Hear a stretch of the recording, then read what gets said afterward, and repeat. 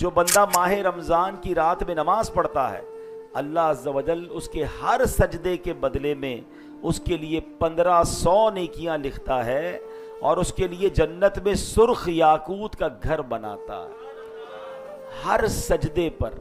اب جو لوگ تراویح میں بعض اوقات ڈنڈی مار رہے ہوتے ہیں کہ یار کم تراویح پڑھ لیں، 5-6 روزہ تراویح پڑھنے کے بعد لوگ کہتے ہیں اب تراویح چھوڑ دینی چاہیے، بلکہ کچھ لوگ سوشل میڈیا پہ آ کر یہ بات کر رہے ہوتے ہیں کہ جناب تراویح تو سنت ہے، نہ پڑھیں کوئی مسئلہ نہیں۔ لیکن اگر یہ اعلان کر دیا جائے کہ پوری 20 رکعت پڑھنے والے کو ایک DHA کا پلاٹ دیا جائے گا، تو مجھے بتائیں کوئی 19 پڑھے گا؟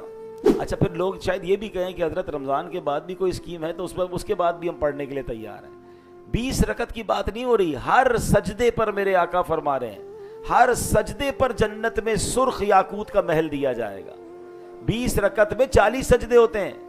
آپ سوچے تو صحیح کہ ہمارے تو لاٹری نکل آئی ہے، ہمیں تو صرف تراویح نہیں، تراویح اور نمازوں کے علاوہ، فرض نمازوں کے علاوہ اور نوافل بھی پڑھنے چاہیے اور سجدے کرنے چاہیے۔ اللہ وہ دن لائے ہم اوابین بھی مغرب کے بعد پڑھیں، رات تہجد بھی پڑھیں، فجر کے بعد جب سورج طلوع ہو جائے اس کے 20 منٹ بعد اشراق و چاشت بھی پڑھیں، ہر سجدے پر اتنا ثواب، تو سبحان اللہ۔